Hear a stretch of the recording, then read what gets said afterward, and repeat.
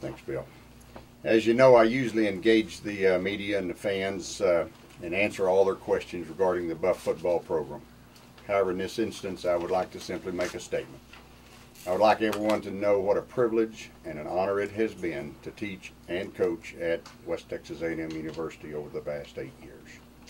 Unfortunately, for the past several years, my personal relationship with the administration at WT has been strained and unhealthy.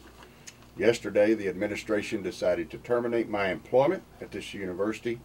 I recently made an error in judgment in a conversation with Mr. McBroom about an incident that occurred this past summer. Earlier this month, actually the last few days of July, while attending the LSC Media Day in Dallas, 2 student athletes and I attended a Texas Rangers baseball game together. To ensure compliance with NCAA rules, when we returned from Dallas, I had the 2 student athletes reimburse me for their tickets to the game. Later, when I was asked by Mr. McBroom if reimbursement was made by the young men before the game, I answered yes, thinking that perhaps I had made a mistake in not collecting the money before the game, and wrongly assuming by the nature and tone of Mr. McBroom's question that perhaps I had made a mistake by not collecting the money before the game. I later learned that what I had done was not an NCAA violation. I also encouraged the 2 student athletes to say the same thing that I had said, not wanting their careers to be jeopardized in my erroneous assumption. In hindsight, I now wonder why the young men and I were even asked about whether reimbursement occurred before or after the game, since it was irrelevant. As long as the money was reimbursed, there was no NCAA violation.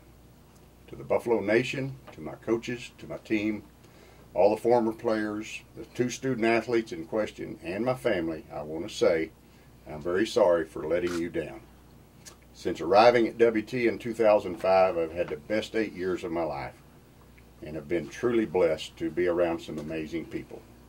I would like to say a thank you, special thank you to all the players, both current and former, for all you did to become champions both on and off the field. I know you will continue to make us proud. I also greatly appreciate all the coaches I've worked with and their families for the hard work and the sacrifice they put forth to make our program what it is today. And lastly, I would like to thank the students, the fans, the boosters, and the media. Y'all are the best fans in the nation and have played a vital role in the successes our teams have had. I hope all of you continue to support for WT and this team as they continue to strive for success both on and off the field. Go Buffs. Thank you. I'll take any questions now that you might have. I feel like that because of the timetable as to where we are right now, that I would rather Don not answer any specific questions you have. I think I can probably answer most all of them. And I know one of the questions you're going to have is that, what's the status of his employment over there as far as remaining on the staff. Don does not have a written contract, which I think is just, that just amazes me, that a person of his success and stature does not have a written contract with the university. He's an at-will employee, which means they can hire and fire him at will. And so his any severance package has not been discussed yet, as far as specifics has not been agreed upon, and I certainly don't want to say anything, or for Don to say anything that would jeopardize that. So that's the primary reason that we're, I'll take your questions and try to answer them just thoroughly and truthfully as I can, if you have any. Bill, they cited bylaw 10.1 of the NCAA handbook for letting Don go. Did he have any knowledge of this rule, and had they told him anything about it? And also, did they discuss a possible suspension rather than a firing over what seems like a fairly not a major violation, if you want to put it bluntly? Yeah, that's a really good question, Lance. Let me read Rule 10.1. Most of y'all know it anyway. If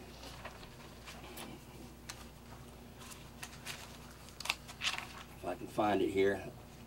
Well, basically what 10.1 says is that that a coach or an employee or a student athlete will not impede any ongoing NCAA investigation, which, number one, there's not one for this particular violation, or any potential NCAA investigation, and that they will operate in the utmost with the utmost integrity in cooperating with the investigation. What I think again is interesting about Don's situation is there's not an NCAA investigation, as Mr. McBroom told y'all last night. He said there's not one ongoing. Number two is that Don had been told that what had happened at the Rangers game was not a violation as long as the money was reimbursed, which it was.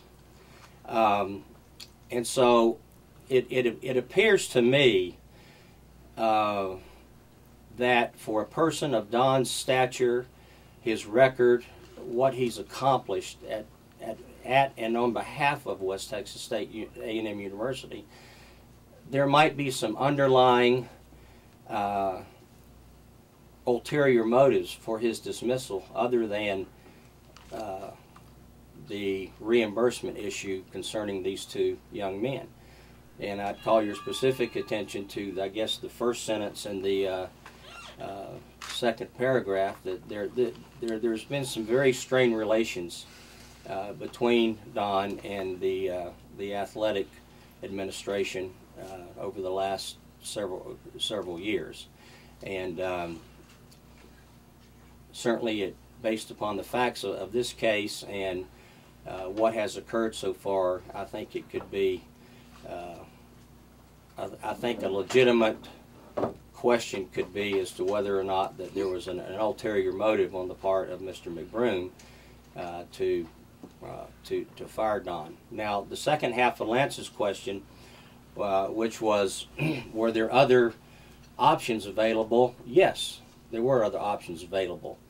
I know that Don offered to coach through this season and then resign, and that certainly could have occurred.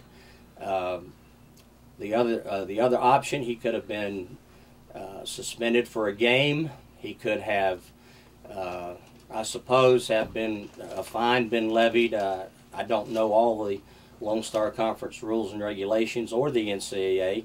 It's been 26 years since I was involved in that business. But there were other options other than termination. To me, termination is, for a coach, is the death penalty, and it appears that in this case we have a person, I guess in the legal profession, who was jaywalking and was sentenced to execution for doing so. Would you call this a witch hunt? I'm not going to call it anything other than what it is. I think with the facts that we have given to y'all today, you can call it whatever you want. But I know this, it's not right and it's not fair, and most importantly, it's not in the best interest of West Texas A&M University and the football program. Will you be seeking any legal action for reimbursement, or even though he's an at-will employee, or maybe even reinstatement? I think at this point, it probably, a lawsuit regarding the termination issue would probably not be productive since he is an at-will employee, but there are some other issues. I think what was said yesterday was very defaming of Coach Carthel, that he had committed a blatant violation. More specifically, I think number two, that there are some other issues that I won't comment on right now, but they are monetary issues that need to be resolved, and hopefully they will be so that legal action is not necessary. Was other administration involved in this process other than the athletic department? Was the president a part of this? Did they sign off initially on this move from the athletic department? Yeah, Don met yesterday with Michael McBroom and with Dr. O'Brien. So I would have to assume that this has Dr. O'Brien's blessing. The university said this all happened within a matter of 24 hours. Is that y'all's side of the story? I received a call yesterday about 2:30. I was on my way to Vega for a court hearing, and Don told me that he said, I'm afraid they're going to fire me. He told me that he had two choices. He could resign or they could fire him. He wanted my advice. I told him I'd be glad to give it to him. I'd be glad to represent him in this matter. I could not really sit down and visit with him until after I returned from Vega, which was around 5:30. I told him if he would ask the Mr. McBroom and or anybody else that would be involved, probably Dr. O'Brien, could they postpone their decision until today to give me a chance to meet with Don, to give him a chance to seek legal counsel, and Don told me their answer was an unequivocal no. Was this termination filed with the NCAA before it was brought down? I don't know that. Well, yesterday you specifically said there was no investigation for this incident. Are there any others that maybe they are being proactive in cleaning house before anything comes down?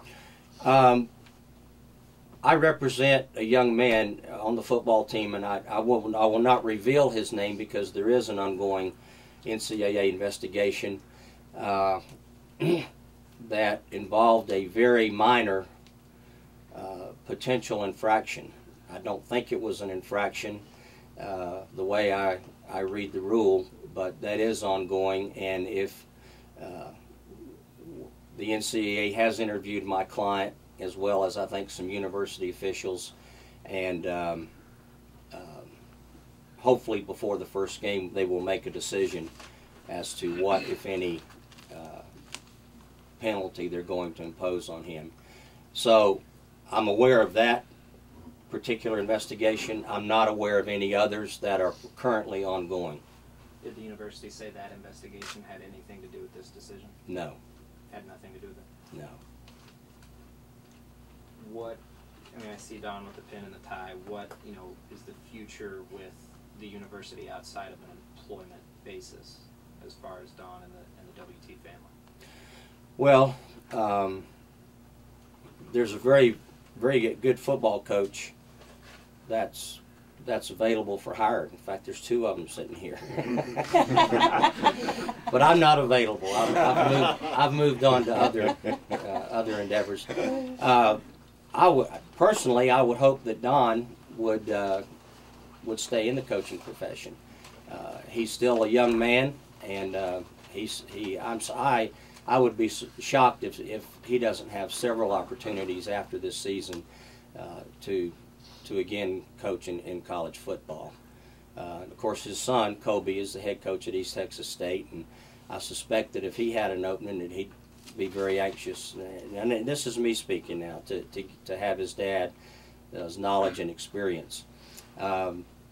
Between now and then, I suspect that, based on my conversations with Don, that he'll attend a lot of grandkid events and watch football from a different perspective, and just spend some time with his family, because I know how hard he works, and I know how much time that all coaches have to spend away from their families. Legally, will Don have to wait until the end of the season, or can he pursue other coaching options immediately?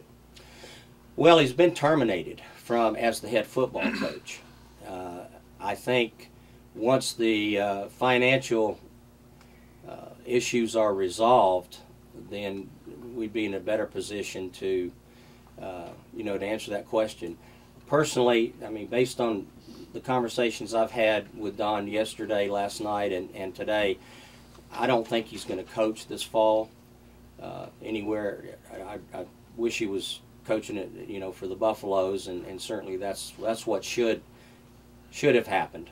But evidently it's not going to happen. But I don't anticipate that he's going to be going anywhere to volunteer or anything. I think he'll probably spend the next couple months with his family. In your conversations with Don, you have strained and unhealthy relationship with WT. Can you expound on that? Well, I probably can at a later date. Don specifically told me and wanted his break with the university to be done in a classy manner, without throwing, you know, darts and stones and what have you. And I think hopefully we've done that. I'll tell you this, Lance. There are some situations over there, not just with Don's relationship with the athletic department, but I think with some other coaches that if they're not dealt with, are going to cause the athletic department for more cracks to become evident in the mortar, so to speak. Is there any future with the Buffaloes down the road if there was any change in administration? Why, that I don't know. I mean, the right thing to do would be, hey, you're coming back. We'll see you tomorrow. And that's no bad reflection on Mike Nesbitt at all. But he needs to be out there coaching. Those kids need him. I mean, they've got a great football team potentially ready to really do some good things this fall. Maybe things that have never been done before over there. And for something as minor and insignificant as what you've asked us about, what Don has read, I just think it's a travesty and an injustice for not only Don but for the university, for the players to have to suffer through this because of the decision made primarily by one person. Have current players and coaches reached out to Coach Carthel about, you know, for advice or assistance or anything? I don't know that. I would assume that the next couple days that Don's going to be getting a lot of calls from players wishing him well. And I wasn't at the meeting with the team yesterday, but from what I understand, that there were lots of tears shed. Bill, in your view, with the strained relations that you talked about, was the administration looking for something to pin Don on, to maybe dismiss him, kind of like Al Capone with the tax evasion thing? Well, Al Capone, the tax evasion, was a much stronger case than anything they have against Don. In my opinion, John Mart, yes. I think that based on what I know about the situation over there and the very strained relationship between the athletic administration and the football program, I think that this was viewed as an opportunity to drop the hammer on Coach Carthel. This had been the shoe that they'd been looking for, and they did. Now, that's my opinion. They can't fire me, and I think that there's a lot of evidence to back up what I just said. Is there future accountability for the administration from the university? Excuse me? Is there going to be accountability the administration has to take for the university and the fan? Well, no. I mean, you know, Dr. O'Brien's the president, Mike McBroom's the athletic director. The only person I know that Dr. McBride answers to is the Board of Regents in College Station. And of course, Michael McBroom is his athletic director, and I assume, like most administrators, you rely on the people underneath you to give you good advice, and then you act on that. So, now maybe there will be some accountability with the boosters, and I think Mr. McBroom alluded to that last night, you know, that there might be some really adverse reactions, you know, by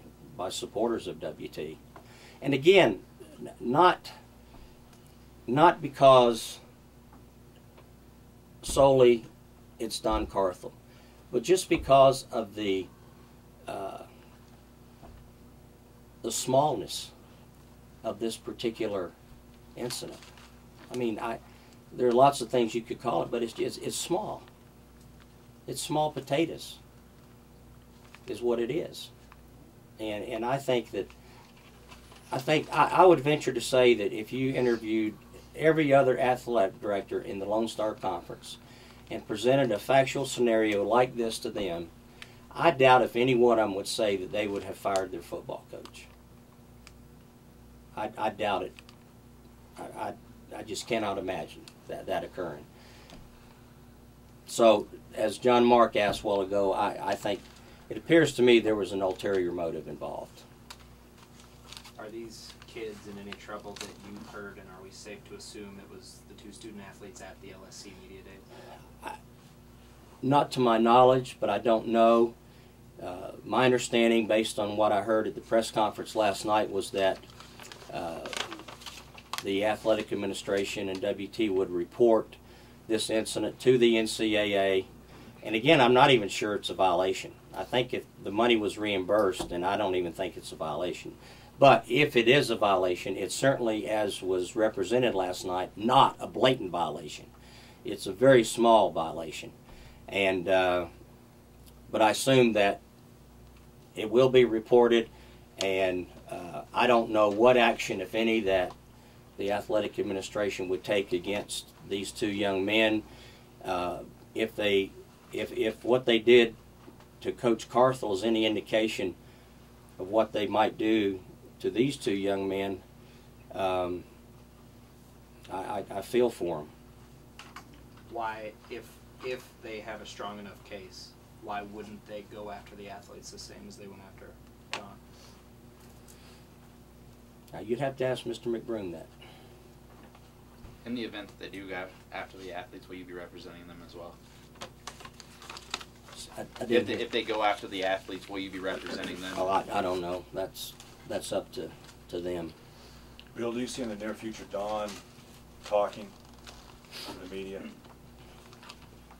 Maybe. You might just tell him he has open forum if he ever wants to do that. All right. We've talked about that today. Don, I can tell you this: Don does not want to impugn WT in any way, shape, or form, or Mike McBroom, or anyone else over there.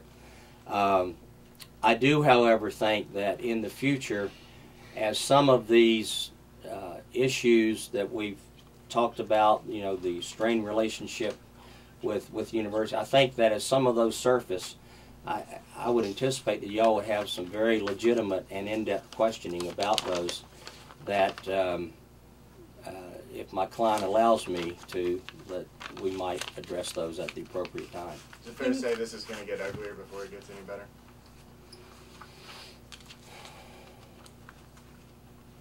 I hope not, but a lot of that depends on WT. Along those lines, you mentioned the support for Coach Carthel over here. Over at Eastern New Mexico University, there's still tremendous support for him. He's in the Hall of Fame over there, winning coach over there as well. Do you feel that WT actually made it worse last night by just not giving enough specifics and leaving it open to speculation for this whole almost 24 hours? Yes, that's a very good question, and I think so, and that's one of the reasons, as I stated earlier, that we wanted to have this press conference. We don't want to leave. I think they really impugned his integrity last night, and I wanted for y'all to know exactly what happened. I mean, that's not a dishonest person that's untrustworthy that was answering Mr. McBroom's questions. Were they, was Mr. McBroom misled? You'd have to ask him that. And we've already told you why Don answered that he was reimbursed before as opposed to after. Well, first of all, if the kids had probably had any money, there wouldn't even have been a ticket to purchase into the game. They'd have bought it themselves. But they paid him back when they got back to Canyon. They say it's the the not being upfront about that, in your opinion as a former coach, have you ever heard something that minor is a fireable offense? No. No. So how do you react then, not as a lawyer, but as a coach, to hearing something like that? I think it's ridiculous. If I would have been the athletic director, which I'm not and never will be, I think I would have handled it in a one-on-one situation, emphasizing that, you know, we always, even in ridiculous situations, whether it's the NCAA or any other organization, you know, we have to be absolutely 100% of what we're saying, that it's accurate in our mind before we say it. And would have left it at that. And that's the way it should have been handled. I think that's the way any good athletic director would have handled it. But to fire somebody that with the success that this man has had for that, that is absolutely the most ludicrous, ridiculous act that I have ever even heard of. And I'm 66 years old, and I've spent half my life coaching and the other half practicing law. Shows you how smart I am. But no, it's just ridiculous. You know, this man's not a cheater. You know, and I, you know, there's some other institutions in the state where you've got some real apparent violations ongoing. And I don't hear the NCAA or the athletic director or the Board of Regents or anybody else kicking up their heels about that. And I'm not going to say anything more about it because that's not my problem. But like I said, I think there was an ulterior motive behind this firing. Bill, to be clear, do you know how